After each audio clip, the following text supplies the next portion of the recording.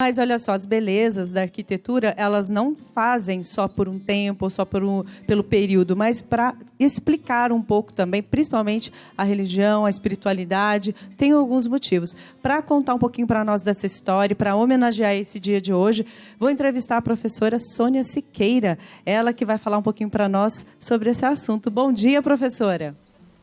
Bom dia. Tudo bem? Tudo bem, graças a Deus. Que bom. Estamos aqui. Estamos juntas, né? Professora, perguntei para os meus colegas aqui, eu queria perguntar para a senhora, para a gente começar o nosso bate-papo. E a senhora, qual é o estilo que mais te agrada? O Santuário Nacional, que é estilo mais contemporâneo, ou a Basílica Velha? Para falar a verdade, a Basílica Velha. Eu sou barroca, né? Por formação. Eu sou apaixonada pelo barroco e tenho, assim, uma predileção pelo interior da Basílica Velha. Essa aí, eu acho ela linda, né? Mas o barroco fala a mim de uma forma mais emocional. E o barroco, hoje, ele ainda a gente consegue encontrar, né, tantas igrejas no estilo barroco, mas a gente voltar um pouquinho na história, conta para nós um pouquinho para a gente entender como funciona esse processo das igrejas na construção arquitetônica nessa história toda. Então, a arquitetura, a gente chama de arquitetura religiosa, né? Ela vai ganhar uma configuração que é bastante próxima da maneira como ela é pensada até os dias de hoje, a partir dos romanos. Então, como foram os imperadores romanos que, a partir de 300, eles configuraram, né, o catolicismo, eles também, de uma certa maneira, eles influenciaram a arquitetura. Eles tinham uma construção chamada basílica. A basílica, ela ficava no fórum. O fórum romano era uma praça que existia em todas as cidades, e nessa praça havia as principais construções de caráter civil e religioso, porque no momento eles ainda eram pagãos. Então, eles pegaram a basílica. A basílica era uma espécie de um fórum, né? As pessoas iam lá para pedir justiça.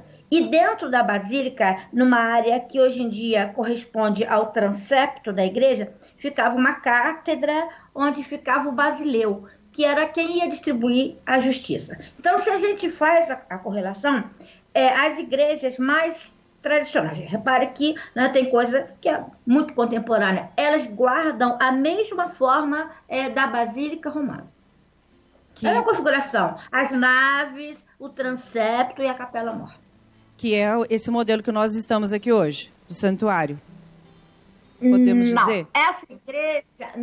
Essa igreja que vocês estão, ela já porque quando chega no século XX, o que vai acontecer? Há uma certa indefinição de modelos, né? Então, a partir, vai aparecer o que a gente chama de neobarroco, neogótico, neoclássico e neorrenascentista. Então, essa igreja de vocês, a Basílica Nova, como a gente chama, ela é renascentista.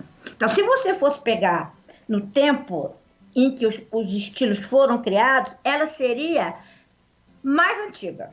O barroco vem depois do clássico, mas o barroco, ele é muito mais, assim, específico. Então, essa igreja de vocês, ela é neorrenascentista, por isso ela é enxuta, e depois é que vem o barroco. Quando chega no século XX e retornam os estilos, primeiro retorna o neobarroco, primeiro retorna o neogótico, depois o neobarroco e o neorrenascentista. Ela é mais reparar, as duas ela é mais enxuta. Então, nós temos até algumas imagens também da Basílica Velha, para a gente falar um pouquinho mais do barroco agora. Quais são essas características? As pessoas que andam por aqui, para elas entenderem um pouquinho, professora Sônia, quais são as principais características, então, de uma igreja barroca, como essa que a gente está vendo? Repare, nosso barroco é meio complicado, porque a gente tem a influência nossa é muito portuguesa. Mas, externamente, você repare que a gente vai ter uma grande quantidade de elementos decorativos em torno da porta principal. Essa área a gente chama de portada. normalmente, na fachada da igreja barroca, é a área de maior concentração de elementos decorativos. Repare que nas janelas, nas portas, balcões que ficam no andar superior, tanto aquelas que estão ligadas às duas torrecineiras, né, como aquela que fica no coro, que são exatamente aquelas três portas balcões que ficam sobre a porta principal, também há um excesso de elemento decorativo. Então, a decoração vai se colocar onde? Na fachada? Em torno da porta e em torno das janelas. Normalmente, a gente olha uma arquitetura barroca na vertical, não por andares, mas na vertical, e você vai perceber que toda a decoração se concentra em torno da porta principal. Então, eu tenho ali, por exemplo, né, as colunas em torno da porta propriamente dita, depois eu tenho 2 frontões interrompidos, né, e depois um óculo que avança pela porta, a janela principal do coro. Ô, professora, e a torre? E as torres? Então, essa torre, as igrejas do Brasil... Quantidade de torres. No caso, essa tem 2. Tem diferença também quando nós temos uma opção? Tem. Aí, a diferença vai ser de acordo com o dinheiro. Né? Tá. Se você tiver mais dinheiro, o normal seria que tivesse 2 torres. Repara, essa aí tem 2 torres, eu tenho 2 óculos, né, que é uma coisa... em volta, onde tem até os relógios, depois eu tenho as 2 aberturas dos sinos, e ela tem ainda, né,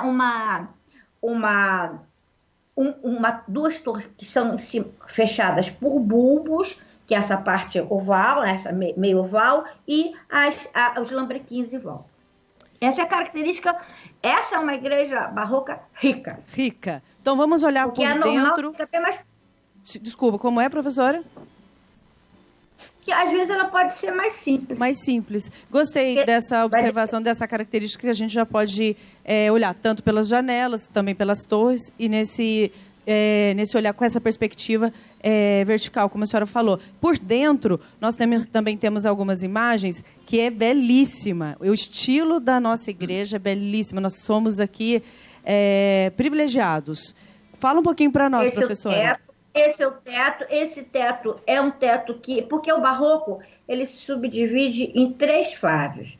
Esse teto é o teto que é recortado, né, com desenhos em perspectiva. Repare, na realidade, na Europa, esses desenhos em perspectiva, ele abriria para um céu e que te dá a ideia da 3ª dimensão. No Brasil, a gente não tem nenhum pintor que tenha conseguido fazer isso. Então, ele vai dividindo o teto em pedaços e vai fazendo desenhos com flores e que dá a ideia de você estar entrando no céu. Porque a questão do barroco é levar você para o céu. A emoção estética é o início da emoção religiosa. Se eu me emociono com aquilo que eu estou vendo, eu sou capaz, né, de me emocionar com a mensagem, né, da igreja. Então, tudo numa igreja barroca, ela vai ser criada para te envolver.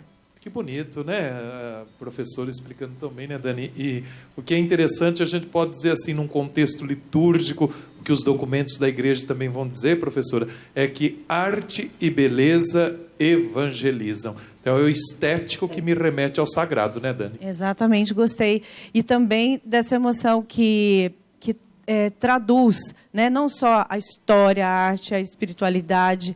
Professora, muito obrigada. Dava para a gente conversar muito mais, porque nós temos aqui o Santuário Nacional belíssimo, que eu gostaria de fazer uma visita virtual com a senhora, para a gente também falar da parte interna, mas não temos mais tempo, infelizmente. Muito obrigada, professora. Obrigada a vocês. Bom dia para vocês. Para a senhora também. Um grande abraço, viu? Parabéns aí pela missão de ser professora e numa área belíssima.